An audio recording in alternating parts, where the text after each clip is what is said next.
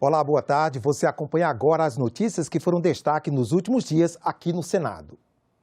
O senador Rodrigo Pacheco, do Democratas de Minas Gerais, foi eleito no dia 1º de fevereiro presidente do Senado Federal. Com o apoio formal de 10 partidos, o senador Rodrigo Pacheco teve 57 votos, 16 a mais do que os 41 necessários para se eleger. A senadora Simone Tebet, do MDB, que foi candidata independente, ou seja, não foi a candidata oficial do partido, teve 21 votos. Além de Simone Tebet e Rodrigo Pacheco, outros 3 senadores se candidataram ao cargo. Major Olímpio, do PSL, Jorge Cajuru, do Cidadania e Lazier Martins, do Podemos. Cada um teve 15 minutos para se pronunciar antes da votação. Os 3 usaram a palavra para abrir mão da candidatura em apoio à senadora Simone Tebet. Para que tenhamos a primeira mulher a presidir esta casa e para que o meu partido vote unido, renuncio à minha candidatura em favor de Simone Tebet. Como que eu poderia manter aqui a minha candidatura atrás de votos e não ser solidário a ela, retirando a minha candidatura, oferecendo o meu voto a ela, Simone Tebet, de coração, de lealdade, de respeito por ela, pela história, pelo que ela passou. Eu quero renunciar à minha pretensão, que seria uma pretensão do PSL, em defesa, para que nós possamos ter, na primeira vez na história do Senado, uma mulher corajosa, firme, para conduzir esse processo e que possa gerar uma reflexão em cada um dos senhores nesse momento. Para dizer, as mulheres da casa que ficam falando em empoderamento e merecem, Leila, esse empoderamento. Os últimos a falar foram os senadores Rodrigo Pacheco e Simone Tebet. Asseguro, com toda a força do meu ser, o meu propósito de independência em relação aos demais poderes, em relação às demais instituições, buscando sempre harmonizar o poder legislativo com os demais poderes da República. E é preciso garantir que o nosso Sistema Único de Saúde, aliás, que deve ser sempre reconhecido e enaltecido, tenha condições de imunizar a população brasileira já nos primeiros instantes do ano de 2021. Vacina para todos os brasileiros de maneira imediata. Não tenho nada a oferecer, a não ser o trabalho coletivo de todos nós, igualmente a favor do Brasil. Ser presidida por esta casa, para que possamos juntos oferecer ao Brasil um novo pacto político. Um pacto político sem as lentes embaçadas dos interesses individuais ou de grupos.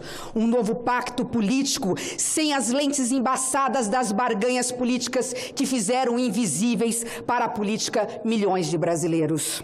Não tenho cargos externos a oferecer, não tenho emendas extraordinárias a oferecer aos senhores, não tenho apoios políticos oficiais de quem quer que seja, a não ser os apoios mais espontâneos e legítimos vindos dos diversos segmentos da sociedade.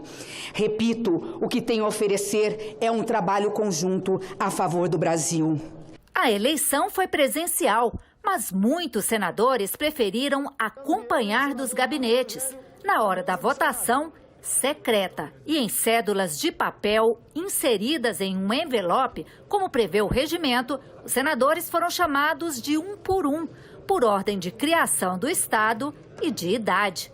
16 senadores pediram para votar em cabines que foram instaladas fora do plenário. Pelo Estado do Pará, o senador Jader Barbalho votará na chapelaria. Desse modo, conforme o procedimento adotado, o senador Irajá levará o voto encapsulado em um saco plástico acompanhado dos escrutinadores para a chapelaria. Após o anúncio do vencedor, Rodrigo Pacheco foi empossado e convocou para esta terça-feira uma segunda reunião preparatória para a eleição dos demais integrantes da mesa. Vamos conhecer o perfil de Rodrigo Pacheco. Convido Sua Excelência, o senador Rodrigo Pacheco, a assumir a presidência do Senado da República Federativa do Brasil. O senador Rodrigo Pacheco, do Democratas, tem 44 anos, é advogado, especialista em direito penal. Nasceu em Porto Velho, mas cresceu em Minas Gerais e formou-se em Belo Horizonte, na Pontifícia Universidade Católica. Já foi deputado federal e está no seu primeiro mandato de senador. Na Câmara dos Deputados, foi presidente da Comissão de Constituição e Justiça. Em 2018, foi eleito para o Senado com 3,61 milhões de votos, sendo o candidato mais votado. Superou, por exemplo, a ex-presidente Dilma Rousseff, que também disputava o cargo. No Senado, foi vice-presidente da Comissão de Transparência, Governança, Fiscalização e Controle e Defesa do Consumidor. E como ficou a composição da mesa do Senado, vamos ver aqui na tela. Presidente Rodrigo Pacheco, do DEM de Minas Gerais. Primeiro vice-presidente, Veneziano Vital do Rego, do MDB da Paraíba. E segundo vice-presidente, Romário, do Podemos do Rio de Janeiro. Primeiro secretário, Irajá, PSD do Tocantins. Segundo secretário, Eumano Ferrer, que é do PP do Piauí. E terceiro secretário, Rogério Carvalho, do PT de Sergipe, e o Everton, do PDT do Maranhão, quarto secretário. Suplentes, Jorginho Melo, do PL de Santa Catarina, Luiz do Carmo, do MDB de Goiás, e Elisiane Gama, do Cidadania do Maranhão. Já com as mesas do Senado e da Câmara completas, na quarta-feira ocorreu a cerimônia de abertura dos trabalhos legislativos no Congresso Nacional. O presidente do Senado, Rodrigo Pacheco, chegou ao Congresso para, à frente da bandeira nacional, cantar o hino tocado pela banda do batalhão da Guarda Presidencial, seguido pela salva de 21 tiros de canhão.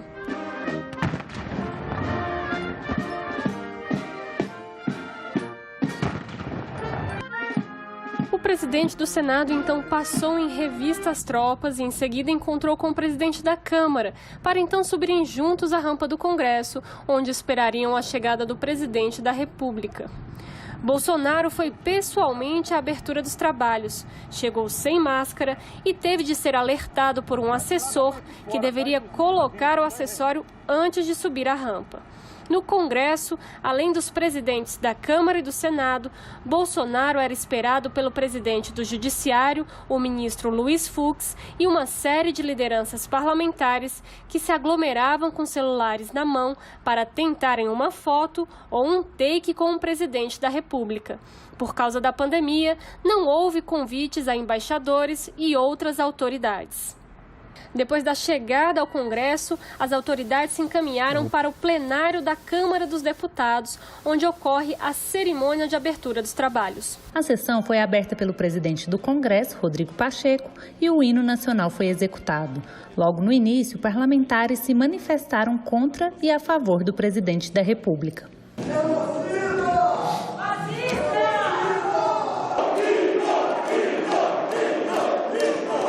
Rodrigo Pacheco criticou os protestos e pediu respeito à cerimônia. Este comportamento não é um comportamento esperado por parte de parlamentares. Vamos dar uma oportunidade à pacificação deste país. E uma delas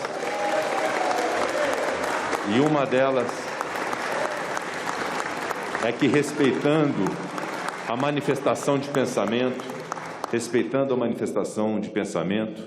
possamos respeitar as instituições deste país, que possamos ouvir todas as autoridades que se pronunciarão com o respeito que se exige do Parlamento brasileiro. Que saia deste Congresso Nacional, o exemplo para a nação.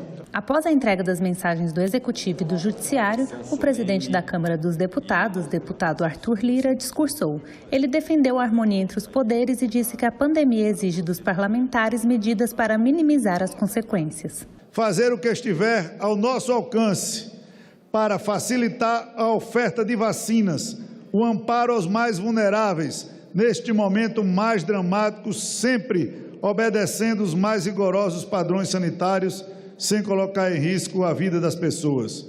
mas abrindo, quem sabe, novas opções de novas vacinas que já estão disponíveis nos mercados mundiais. Logo em seguida, foi a vez do discurso do senador Rodrigo Pacheco, que defendeu a busca de unidade, respeito e conciliação. A política não deve ser movida por arroubos do momento ou por radicalismos. O pluralismo de ideias deve estar sempre presente e ser prestigiado nesta casa, sob pena de se calar a própria sociedade. Precisamos ter coragem e firmeza para entregar ao povo brasileiro o que ele precisa, o que é bom para a nação, e não necessariamente o que esse ou aquele setor ou segmento entenda ao sabor do momento que seja o melhor. Rodrigo Pacheco falou que as reformas administrativa e tributária devem ser prioridade. Ele também defendeu a independência e a harmonia dos três poderes. Enquanto a independência está mais voltada para o exercício de suas funções próprias, a harmonia diz respeito ao relacionamento, ao diálogo contínuo e à sempre pronta cooperação republicana. No fim do discurso, o presidente do Congresso disse que é preciso compatibilizar o auxílio emergencial aos mais carentes com a responsabilidade fiscal.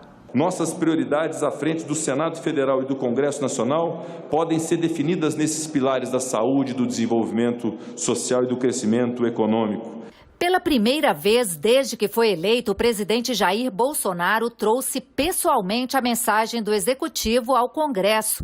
Em 2019 e 2020, quem cumpriu esse papel foi o então chefe da Casa Civil, ministro Onyx Lorenzoni. Uma forma de prestigiar a vitória dos nomes apoiados por ele para as presidências das duas casas.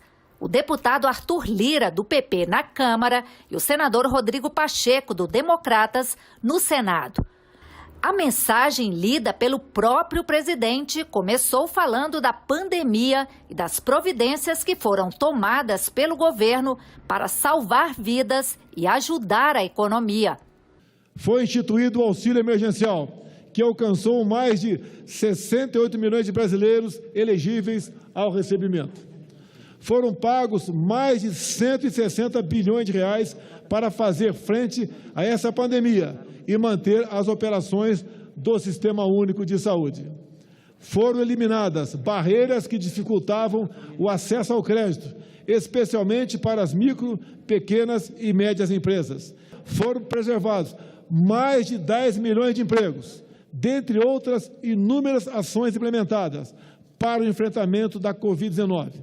O presidente afirmou que o governo está preparado para a campanha de vacinação no país. O governo federal se encontra preparado e estruturado em termos financeiros, organizacionais e logísticos para executar o Plano Nacional de Operacionalização da Vacinação contra a Covid. Com isso, seguimos envidando todos os esforços para o retorno à normalidade na vida dos brasileiros. Bolsonaro também fez um balanço das ações do governo em outras áreas e falou sobre as matérias que o governo espera ver aprovadas pelo Congresso este ano. As propostas de emenda constitucional do reordenamento das relações federativas, a reforma administrativa, a agenda de privatizações e de concessões, a revisão dos subsídios creditícios e gastos tributários, a reforma tributária, o projeto de lei complementar para a criação do marco legal das startups e do empreendedorismo inovador, o projeto de lei cambial, a modernização do setor elétrico, a partilha dos campos de óleo e gás, debêntures de infraestrutura, entre outros projetos em tramitação nesse parlamento, bem como a independência do Banco Central. A mensagem do Supremo Tribunal Federal, lida pelo presidente ministro Luiz Fux, também citou os desafios que a pandemia trouxe.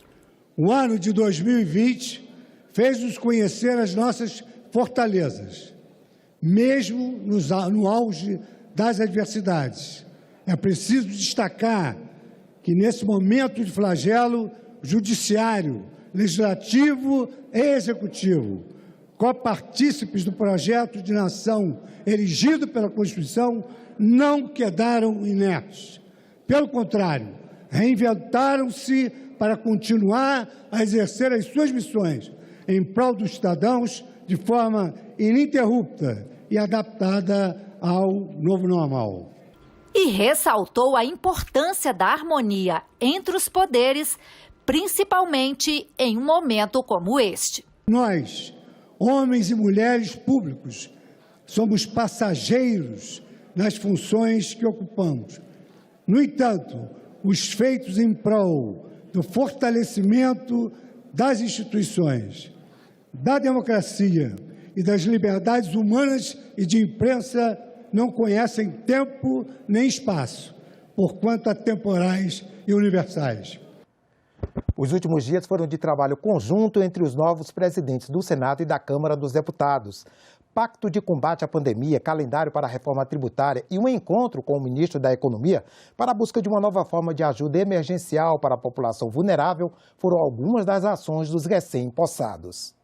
Logo no dia da abertura dos trabalhos legislativos, os presidentes do Senado e da Câmara assinaram um compromisso para o enfrentamento e a superação da pandemia. Liderar, junto com as instâncias, com os colégios de líderes, com as bancadas, levando em conta as proporcionalidades, os canais e os ritos, formas legais para tornar mais ágil o acesso às vacinas para os brasileiros, sempre garantindo o rigor científico, a qualidade dos produtos e a segurança para os nossos cidadãos. Mais tarde, entregaram o documento ao presidente Jair Bolsonaro. Na quinta-feira, estabeleceram um calendário para a votação da reforma tributária. A comissão mista concluirá o seu trabalho até o final de fevereiro.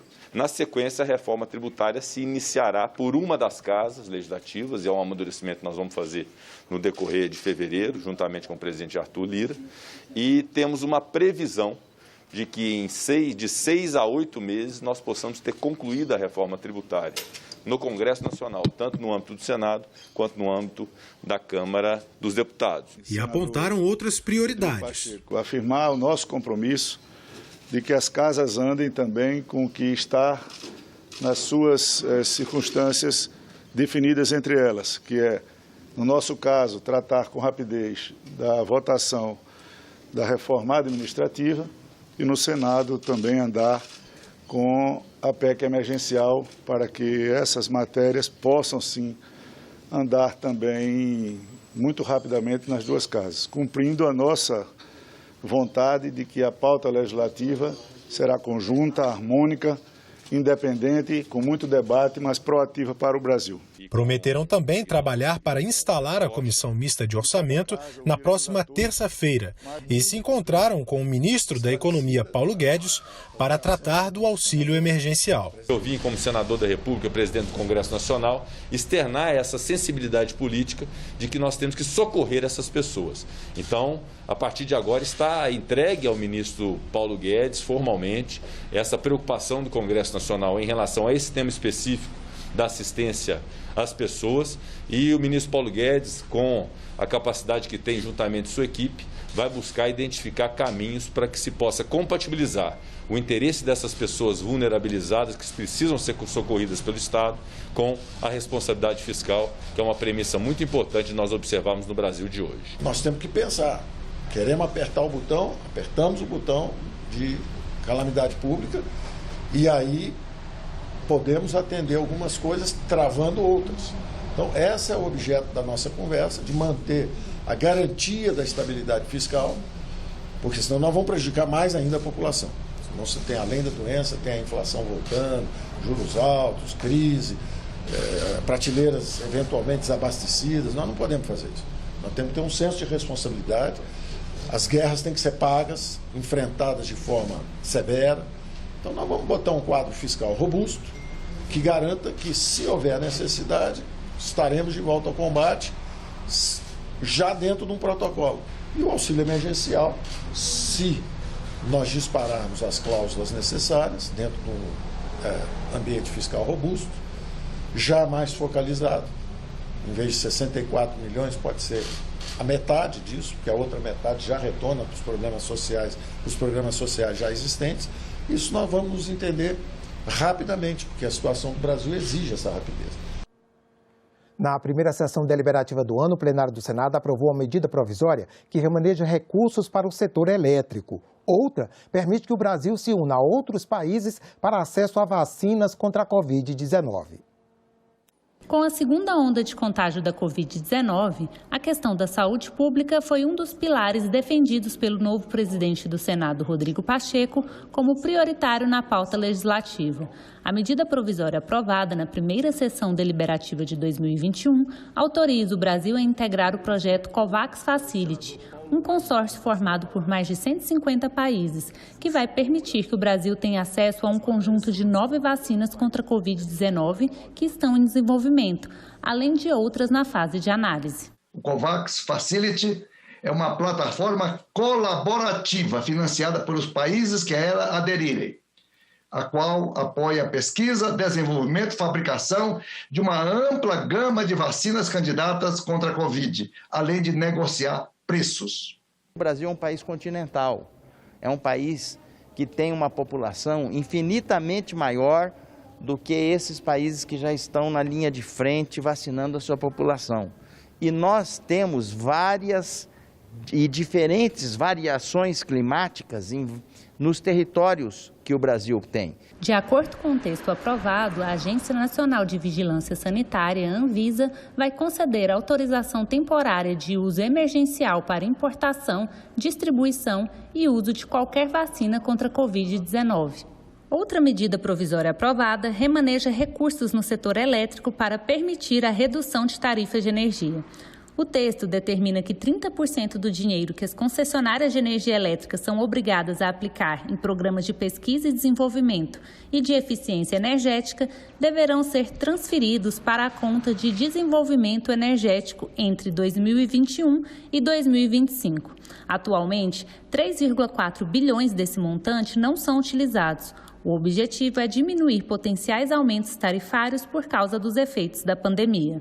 As medidas da medida provisória 998 de 2020 são de suma importância para tornar o setor elétrico mais moderno, justo e eficiente. Desoneram em boa medida as tarifas de consumidores de energia elétrica de todo o Brasil e mantêm a preocupação com a não oneração de tarifas de consumidores localizados na região norte, atendidos por distribuidoras que eram da Eletrobras e que foram privatizadas. E neste dia, há 25 anos, surgiu a primeira emissora legislativa do país, a TV Senado. No último episódio da série que conta a história deste canal, você vai ver que a TV Senado foi parte da solução que permitiu a votação remota na pandemia. E a homenagem ao profissional, nosso colega, que foi vítima da doença. 2020 vai ser lembrado por muitas pessoas como um ano triste, devido à quantidade de mortes provocadas pela Covid-19 em todo o mundo. Além das muitas mortes, a pandemia trouxe mudanças nos relacionamentos, no ensino, no mercado de trabalho e no cotidiano das pessoas. O parlamento se viu no desafio de continuar com as atividades legislativas e o Senado implantou, em apenas 7 dias, o primeiro sistema de deliberação remota do mundo. No sábado, na hora do almoço, o presidente Davi me liga no Viva Voz com o presidente Rodrigo Maia, perguntando: Bandeira, vocês têm alguma solução para a deliberação remota? Não temos nenhum protótipo ainda, mas temos uma ideia.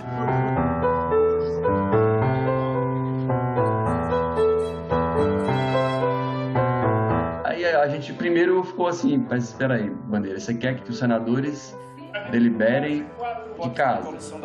Ele falou: então ali a gente já desenhou na hora uma solução, está desenhado no quadro lá da minha sala até hoje. A TV Senado acompanhou todo esse processo de implantação da deliberação remota e fez parte da solução para que o novo sistema pudesse ser transmitido. A gente se somou nessa força-tarefa de todo o Senado e a gente conseguiu transmitir, o que não era fácil transmitir, né? Como é que você coloca 81 senadores de forma remota, uma transmissão de televisão, auxiliando ali a própria execução da sessão por meio da televisão.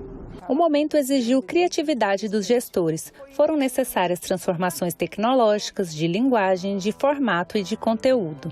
Nós reestruturamos vários programas e pudemos ampliar a capacidade do programa de conversar com qualquer lugar do Brasil E isso foi muito enriquecedor no nosso jeito de trabalhar.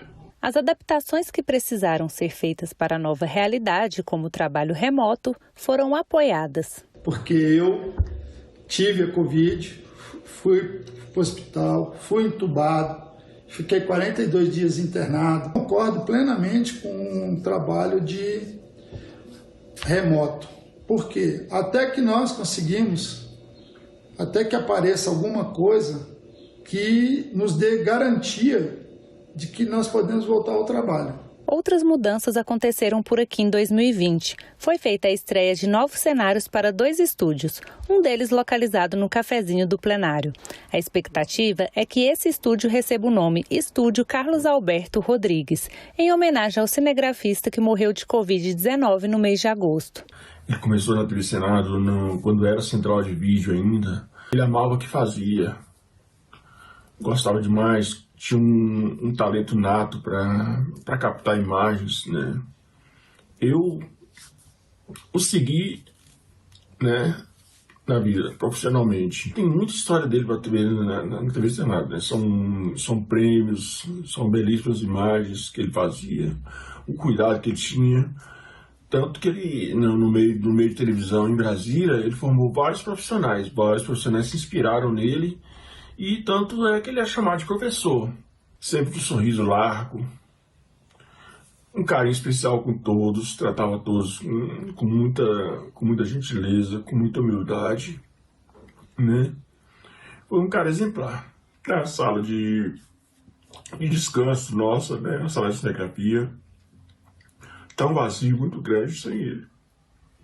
A presidência do Senado, aquele sofá, tá um vazio muito grande sem ele. Emocionante.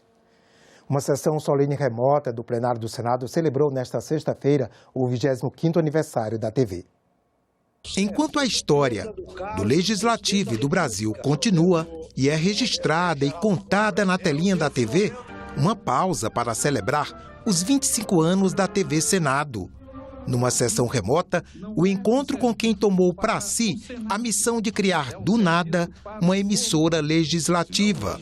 Foi um trabalho quase impossível de fazer, porque a montagem de uma estrutura como a que nós queríamos implicava conhecimentos técnicos específicos e detalhes que a estrutura operacional, funcional do Senado não estava acostumada a lidar. Nós começamos pequenininho, éramos uma central de vídeo, ainda em 95, que já havia sido montada, e aí começamos pequenininho. E quando a TV foi inaugurada, nós ficávamos em 2 salinhas pequenininhas, um estúdio mínimo. E a TV, quando começou a se firmar, ela virou uma agência de notícia para as TVs comerciais. E o resultado é que nós hoje temos essa grande emissora que serviu e serve ao povo brasileiro, fiscalizando o que se faz, o que se realiza dentro desta casa. Hoje é a referência para outros canais legislativos, tanto do Brasil como do mundo. Uma amostra disso são os prêmios colecionados ao longo dessa história. A TV Senado é o VAR do jogo político.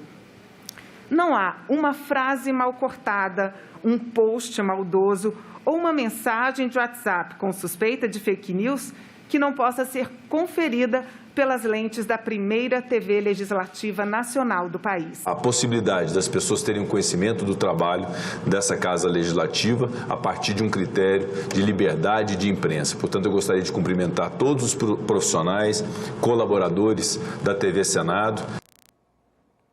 Ficamos por aqui. Você pode rever as reportagens desta edição na nossa página na internet, senado.leg.br/tv.